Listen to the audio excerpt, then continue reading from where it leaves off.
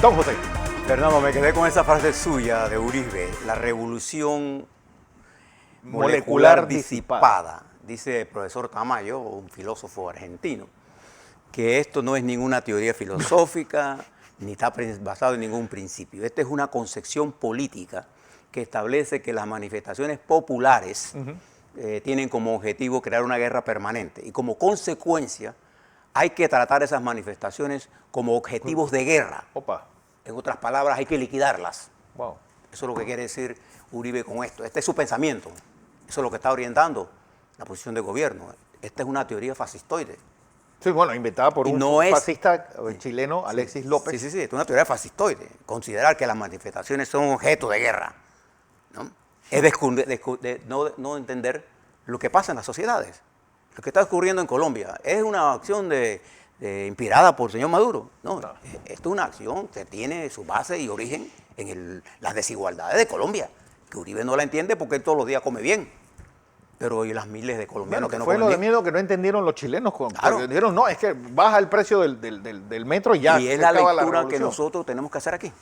Ya, de entender, incluso los empresarios deben entender que es el desarrollo equilibrado el que fortalece las sociedades. Bien. Vamos a lo que vinimos, Fernando. Tenemos aquí las cifras, si nos ayuda Noemí, las cifras del MINSA, déjenme quitarme los lentes. Ahí está. La primera gráfica nos está demostrando a nosotros que en Panamá, a diferencia del resto de la región nuestra, fíjese que hay países que yo no le tengo las cifras, es Nicaragua. Sí, no le creo. Ni a Venezuela. Ni las cifras de Venezuela, porque no tengo unos niveles de certezas adecuados. Ese no los toco. Lo que nos dijo el MINSA ayer, 366.000 casos positivos, 389 casos hubo ayer positivos contra 8.700 pruebas que se realizaron para un porcentaje de positividad de 4.5%.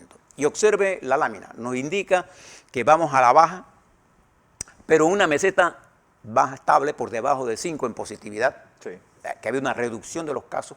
Eso no está ocurriendo en ningún país de América Latina, está ocurriendo al revés.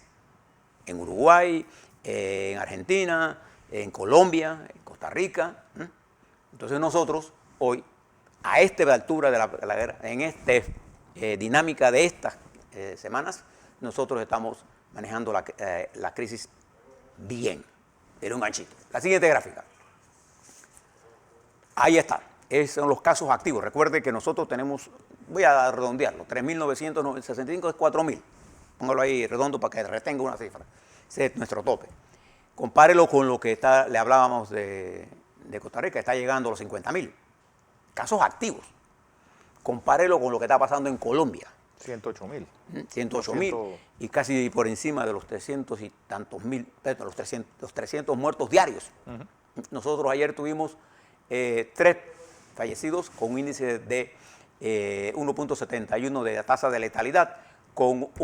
Los casos activos están en 1.1 con una tasa de recuperación de las más altas del mundo, 97.2. ¿Y por qué la tasa de recuperación es buena? Porque está indicando que nuestro sistema, la gente que entra, se enferma, la recuperamos en 97, casi. 9.7 de cada 10 panameños. No, casi no, 9.7 de cada 10 panameños. Como no hay 0.7 de panameños, una alta tasa de recuperación. Eso es importante. 9 de cada 10. ¿Y eso qué efecto tiene? Mire la siguiente gráfica. Terminamos la semana con una disminución en la presión, tal como lo dijo la OPS en su informe de la semana pasada. Panamá tiene en cuidados intensivos 58 personas. Estábamos en 68 cuando comenzó la semana y hemos caído. Fíjese la curva de abajo, cómo va cayendo los casos en la unidad de cuidados intensivos. Estamos en 58. Por ejemplo, en el Hospital Santo Tomás, para hacer esto que estás hablando, el hospital más importante de nuestro país, de 300 pacientes que hay, pues 14 son de COVID. ¿Y cómo ha caído? 4 están en cuidados intensivos. ¿Y eso qué nos indica a nosotros? Que la COVID como enfermedad, ella individualmente, esa curva que está ahí, no está poniendo una presión sobre nuestro sistema hospitalario. Y cuando hablo del sistema hospitalario, yo hablo del sistema público y privado. O sea, si usted hoy se enferma de COVID, tiene un problema de urgencia respiratoria, usted puede encontrar en nuestros hospitales públicos, Ventiladores. ventiladores, todo. Y en los privados también. Eso no está ocurriendo, por ejemplo, en India. La lista de espera en los hospitales lleva hasta 180. O sea, usted tiene 180, cuando usted llega ahí ya usted está muerto y lo mandan para su casa a morirse. O sea, fíjese la importancia de lo que estamos haciendo y póngale un ganchito ahí a lo que hemos realizado hasta ahora. Pásenme la siguiente gráfica. En mortalidad. Nosotros estamos debajo de una meseta, nos movemos entre 4, 8, 7 muertos, incluyendo las que se van desfasando, baja para la población que tenemos. Y la última gráfica, ahí está.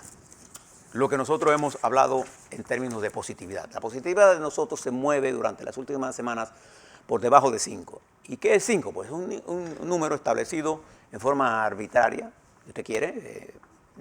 Debe ser no arbitraria, es una forma de análisis epidemiológico para tener un benchmark, una marca, como es el umbral 1 de reproducción del virus. Es un diseño epidemiológico que a través de estudios se establece que si yo en un RT, un índice de reproducción del virus, que es igual en este caso porque afecta a toda la población, al RO, yo tengo un umbral por debajo de 1, de acuerdo a una fórmula matemática simple de ecuación diferencial que tienen los epidemiólogos, yo puedo tener con certeza de que estoy controlando la epidemia o la pandemia. Nosotros tenemos el índice de reproducción del virus en el umbral 1. Estamos en el borde de el indicador para tener control. Estamos ahí, terminamos ahí. En términos de positividad, terminamos por debajo del índice de 5%. Estamos por debajo. En el promedio estamos oscilando entre 2,3, 3,2, 4,7. No hemos sobrepasado el 5 todavía en estas semanas. Y estamos estables. Esa es la lectura que tenemos que hacer de esto. Entonces, además de eso, la mortalidad de las últimas semanas ha caído. Si usted ve los números, esto ha caído cerca de 40. En abril fue un mes, digamos, excelente para la República de Panamá. Es precisamente cuando se desató toda esta nueva ola. Se desató Colombia, un mes atrás se desató Uruguay, India, Nepal, países que usted no tenía en la mente, Turquía. De manera que nuestros indicadores epidemiológicos, el conjunto de indicadores epidemiológicos, a nosotros nos indica que lo estamos haciendo bien. ¿Tenemos problemas dónde? Precisamente en el área de la frontera con Costa Rica. Y eso no es extraño. Por eso no es mala la pregunta que hace Metro Libre hoy. La tercera hora, ¿es posible? Claro que es posible. Recuerde lo que le hablaba sobre los virus, las características moleculares de estos virus, y este en particular. Ya tiene más de 200 variantes más identificadas y nosotros tenemos aquí el laboratorio Gorgas que se busca las variantes que hay en Panamá. Y tenemos un equipo de epidemiología que está haciendo un gran trabajo. Fíjese las cifras que nosotros tenemos. Usted mire, compara a otros países. Nosotros tenemos 2.439.000 personas que hemos muestreado, a las cuales hemos hecho pruebas. Ustedes buscan naranja con respecto a la población. Y estamos con un proceso de vacunación en desarrollo y ahora nos estamos concentrando donde Chiriquí. ¿Y qué es el problema de Chiriquí? La apertura y la movilización en la frontera que trae gente de Costa Rica que entra. En Costa Rica, yo no sé si ustedes han seguido Costa Rica. En Costa Rica la gente no está usando la mascarilla. Entonces nosotros no nos copiemos de ellos. Obliguemos a ellos que cuando entren a Panamá, y eso es lo que deben hacer las autoridades, póngase la mascarilla. Si usted no la usa allá, aquí la tiene que usar. Pero esa movilidad es bien difícil controlarla. Bien. Además de eso, estamos con la vacuna. De manera que nosotros tenemos una estrategia en desarrollo bastante buena, está funcionando, los indicadores epidemiológicos, que es lo que miramos. Olvídese de estar mirando ese gobierno de PRD, no, mire los números como son. Esos son los hechos. Nuestros profesionales de la salud de todos los niveles, las fuerzas públicas que trabajan con la seguridad nuestra, está cuidando de esto. Y usted está haciendo una contribución importante. Tiene que darse cuenta de algo que está ocurriendo. El número de personas afectadas, jóvenes, aumenta. Y no solamente el número de infectados, que siempre ha sido más alto. El problema es que antes los jóvenes no se morían o no cogían fases graves. Bueno, ahora lo están haciendo. Y es por eso que los jóvenes se están vacunando. Entonces nosotros tenemos que revisar nuestra estrategia de vacunación para hacerla más flexible, porque estamos llegando a un punto en la que si le metemos la disciplina para controlar, no vamos a tener brazos que inyectar. Entonces nosotros tenemos que hacer lo que está haciendo el gobierno en este momento. Jugar tácticamente, por eso tenemos todas estas pruebas. Hemos invertido mucho dinero en esto, porque hay gente que le llama a esto un gasto. La mayor inversión que usted puede hacer es en la salud pública, porque una población sana es la que usted necesita. Y en eso hemos hecho todos. Yo no quiero saber si fuera un familiar de uno o uno mismo el que le dijeran que no hay respiradores. Claro, eso es lo que dicen en la India. Sí. Usted es indiferente al COVID hasta que usted o un familiar suyo le toca y no hay oxígeno. No hay oxígeno. No hay vacunas en el principal productor de vacunas del mundo y de medicina. Mire lo que estamos hablando. Entonces aquí, Turquía, que produce respiradores. Mire los problemas que tiene. Bien, otra cosa, y termino aquí.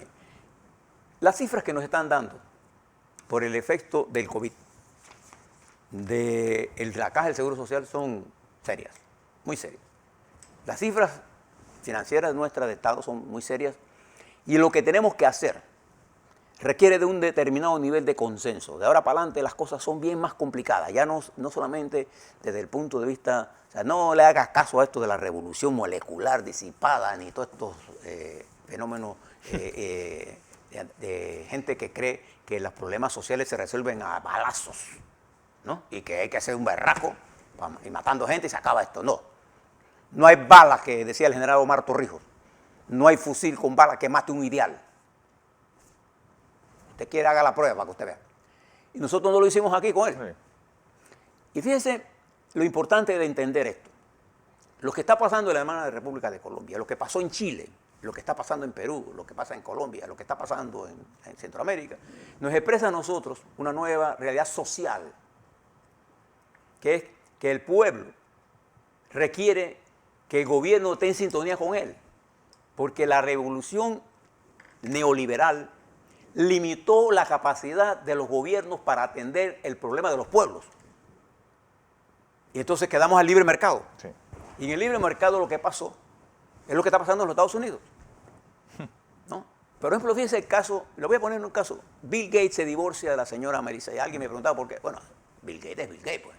Sí. Tiene una riqueza casi prácticamente inconmensurable, pero además irritante. Y fíjese lo que él hace. Antes de divorciarse de Melissa, le traspasa 1.700 millones de dólares en acciones. 1.700 millones de dólares en acciones cuyas compañías normalmente están en México, las grandes corporaciones mexicanas. La señora Melissa recibe 1.700 millones de dólares. Si usted me dice que eso no es una noticia, claro que es una noticia. ¿Qué revela esa noticia? El nivel de concentración de la riqueza. ¿Qué está presentando el presidente Biden? Impuestos a todo el que gane más de $500,000. ¿Qué hizo el presidente de Colombia?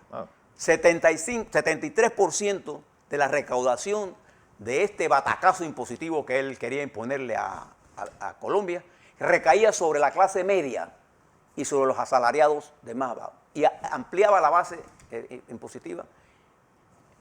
Y uno se pregunta, él no se estaba dando cuenta de la realidad que estaba ocurriendo. ¿Qué tiene que ver Maduro en esta decisión? A ver. Entonces nosotros en Panamá tenemos que tomar medidas en la Caja del Seguro Social, porque dentro de un año y medio, nosotros tenemos que ver cómo resolvemos eso. Pues lo resolvemos ahora. Pero no lo podemos resolver si no hay un consenso de fuerzas sociales. Uribe no entiende de esto. Yo no sé si ustedes conocen el pensamiento de Uribe, político. Él siempre ha sido un dictador. Y Uribe no entiende esto porque él, además, su familia fue objeto de la agresión y fue asesinada por su papá por la guerrilla. Él tiene un odio personal. Y tiene una teoría de que los demás son pobres porque quieren ser pobres, pues. Y que hay una conspiración en Colombia. En Colombia lo que hay es un sistema económico injusto, que lo que requiere es ajustes estructurales. Y solo lo van a resolver los colombianos liberales y conservadores, lo resolvieron por más de 25 años. Después de haber ido a la guerra varias veces. Sí. Eso no olvidemos que la guerra civil, que en la cual Entonces, quedamos nosotros inmersas, fue entre nosotros liberales y tenemos que mirar lo que conservadores. está ocurriendo. Primero, fíjense el trabajo extraordinario que hemos hecho como nación, desde la descolonización con los Estados Unidos. Mire el talento político que la República de Panamá demostró al vencer al Goliat, siendo nosotros el David. Y después de un trauma de una invasión. Y además, mire el trabajo que hicimos en el momento de la Guerra Fría en su verdadero apogeo, donde uno de los que votó a favor de nosotros fue el señor presidente de los Estados Unidos, Joe Biden, de los tratados Torrijos-Carter. Fíjese, vimos el trauma de la invasión. Fíjese la capacidad de Endara, de unos pocos días de la invasión, atender al secretario general del PRD, Ernesto Pérez Valladares, en la presidencia. En la presidencia. Ni siquiera una reunión clandestina, aquí. Fíjese la capacidad política que tuvimos. En ese periodo Invasión. tuvimos el incremento de la economía más grande y sostenido de la historia nacional, pero creamos en ese crecimiento una desigualdad en la distribución de la riqueza. Ese es nuestro principal problema y que ahora se agudiza por esta pandemia y por lo que el modelo lleva ciertas cosas que hay que hacerle ajuste. Cuando usted habla de que el modelo está agotado, usted está diciendo que ya tenemos que hacer otra cosa nueva. No, lo que tenemos que saber qué es lo que tenemos que corregir. Pero son cosas que tienen un gran impacto en la comunidad. El ITBMS, por ejemplo. Mire lo que le pasó al señor en Nicaragua, al presidente Ortega. Ortega. Quiso subir las pensiones tirándosela de vivo, ¿eh? Y mire lo que se le armó, ¿eh? Y la de represión que tuvo que tener. 300 muertos. Mira la cantidad de muertos. Él sí cree en esta teoría de la revolución molecular disipada, que es un invento de creer que todo movimiento social hay que destruirlo. No, hay que entenderlo. Las cosas se resuelven por sus causas. Por eso yo celebro la reunión que hizo el Papa. Mira la reunión del Papa. Nada más tiene que ver en el mundo lo que está ocurriendo. Por eso lo contamos. Sí. Yo creo que le dejo como reflexión. Nosotros tenemos que pasar del ataque morboso ese que tenemos, algunos pues, a la propuesta. Tenemos que dejar que el talento, como pasó en la pandemia. Usted se dio cuenta que en la pandemia las grandes cadenas de televisión y nosotros todos aquí en Panamá, ¿a quién traemos? A los científicos. Es la primera vez en muchos años que los científicos se tomaron la televisión. Y los charlatanes quedaron por fuera. Entonces nosotros en economía tenemos que hacer lo mismo y en la realidad social, no la molecular disipada. Ríase de eso. Pero tiene que ver que hay gente que piensa así, que hay gente que piensa que la respuesta, la protesta social hay que liquidarla. Bueno, y él ahora mismo tiene la teoría de que el Lazo ganó gracias a él, a Uribe, imagínense ustedes, y ahora está también haciendo campaña a favor de la señora Fujimori. Es decir, cree que es una especie de gran libertador sudamericano. Es lo que tiene un complejo de grandeza. No sé. Y miren, esta es Colombia. Y cuando Iván Duque anunció ayer a las 5 de la tarde, por ahí, que iba a negociar, lo primero que vino a mi mente, se separó de Uribe. Wow.